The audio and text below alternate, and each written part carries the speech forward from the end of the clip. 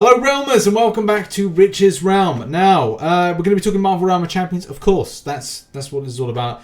Yeah, so I haven't really been playing, I haven't really been recording. I've been playing a good few matches. Got to be honest, there's a lot of problems still with this game, and I think a lot of it can be sorted out from the upcoming balance changes, which we've talked about, and I was a little bit unsure about most of them, but to be honest, with the way that things have been, like, and game in general, it does need the balance kind of look over. I do think that there is more issues with other champions that are not being addressed, especially with the way that you know, Hulk has that kind of like ability to take down Bodox and other elements like that. And yeah, okay, to a degree they are going to be dealing with it, but not extensively. The same thing with Black Panther and some elements to that champion that hasn't really been touched upon or looked into.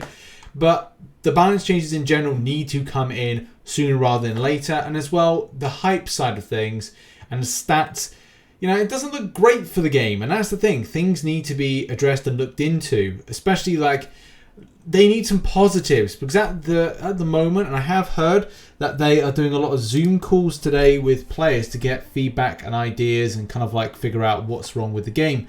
Because that's the thing. New people need to come to this game, and also Kabam need to keep these people wanting to play the game, and the only way they can do that is to put something interesting.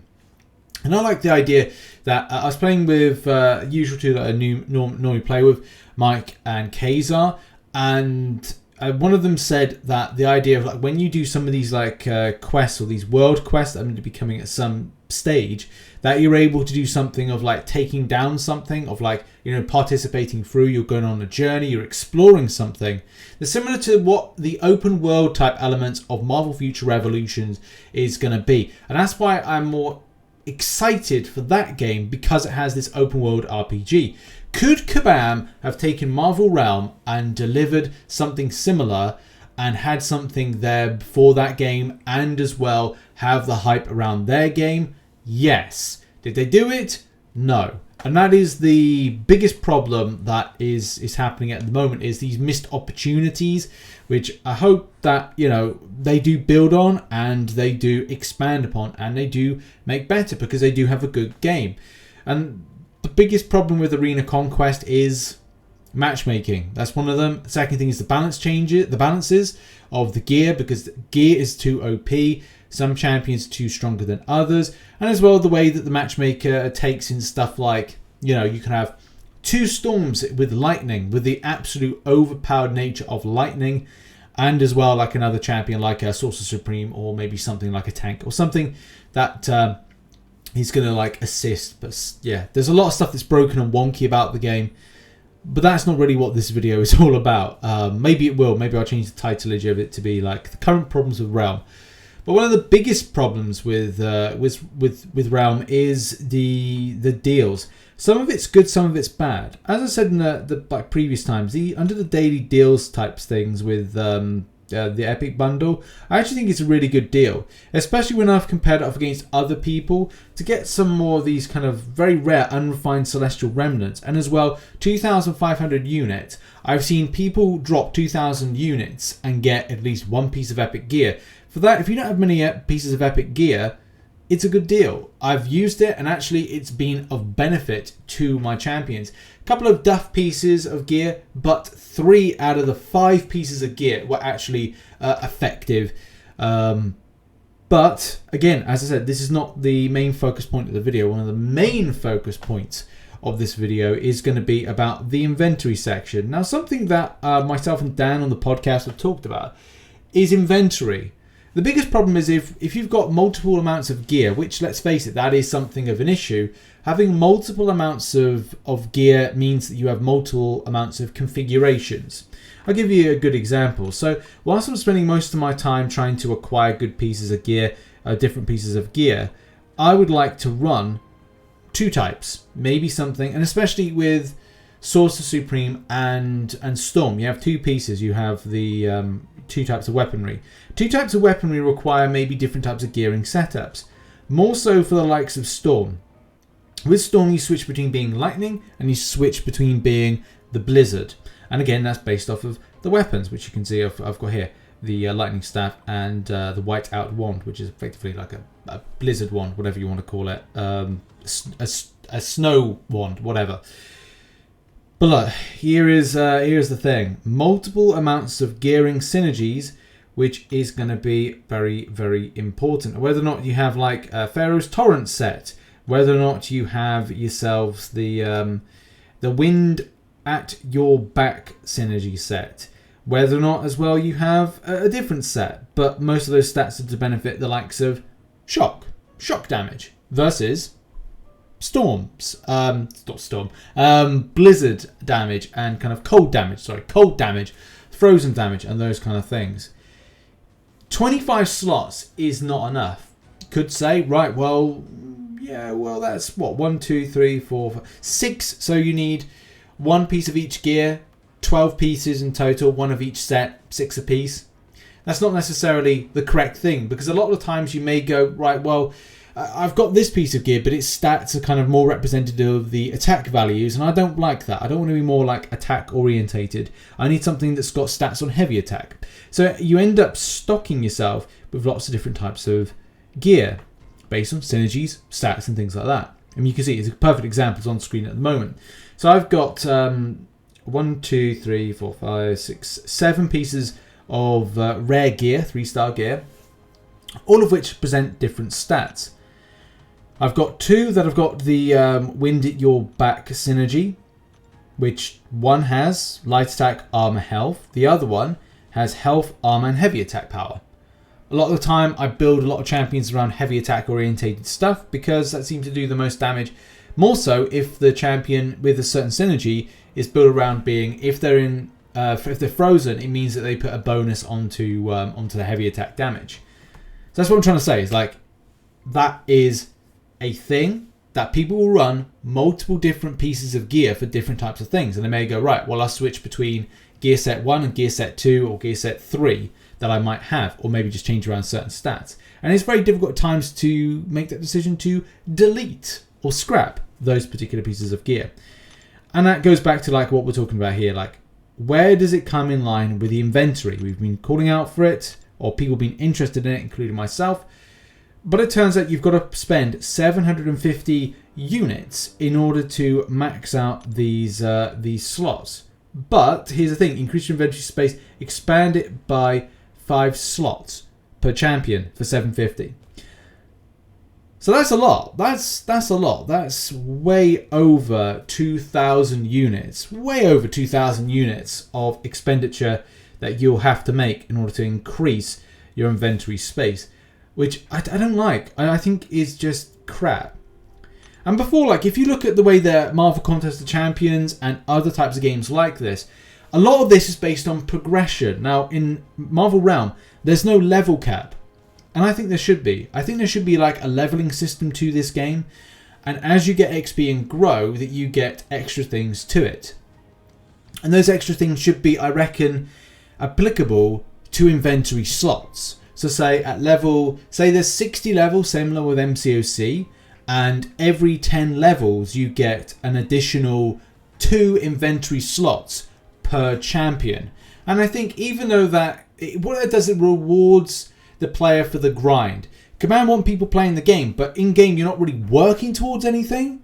So I don't get why that hasn't been dangled as a carrot. And that's another thing. A lot of the things in the game are not dangled with carrots. To basically explain that, it's rewards, like dangling the carrot. Yes, okay, like what's dangled carrot? Like, okay, we've got Red Dawn event, which is on at the moment, which I do need to finish as soon as possible, but I don't have much left to do with it, which is good. Yes, that is dangling the carrot there, but it's in a very competitive nature, and a lot of the times the arena conquest is not something that's overly enjoyable, and that's the thing about players getting frustrated with that. And there are other bits of content. I like deathmatch in order to gather components. You can gather 80 components a time for certain champions, and that's great. If I have new gear, I want to quickly grab stuff. Stronghold as a co-op thing is boring as hell. It's like it lost its charm after the first week, maybe even 2 weeks. And even putting in the Red Dawn event was a massive disappointment, because it's like, I understand they're putting in something new, but it's not something that's overly enjoyable. With that particular thing, you're not going to say, you're not traveling. You're protecting something, which is like, I don't know. It's just the same narrative as Arena Conquest, and they're kind of, even though they're not the same, they're similar. And the problem with similarities with that is that it's boring. It's really boring. That's the biggest problem with Marvel Contest of Champions. It's not PvP. It's not live PvP, which Arena Conquest is. But there's nothing that's kind of like overly new and exciting about it. And this is the thing where the world quests, or an exploration type event where you're traveling through stuff in order to, I don't know, attack certain mini bosses. And even if you had 3 on your team that were kind of like actual players going on an exploration, the same way that you've got like League of Legends, where you kind of like go and explore certain areas to kind of like attack people and whatnot. Same thing with Marvel Super War, Dragon Hunter Champions. I'm just trying to think of other games like it. There's so many games like that where it's the case you go on an exploration and you know, fight little bosses here and there, or you kind of like, you know, moving certain bosses like dungeons, like World of Warcraft. And that's something kind of like, you know, that I think Marvel Future Revolution is going to be that game, unless Marvel Realm get in first and come up with something that is similar to entice players' enjoyment when it comes to this.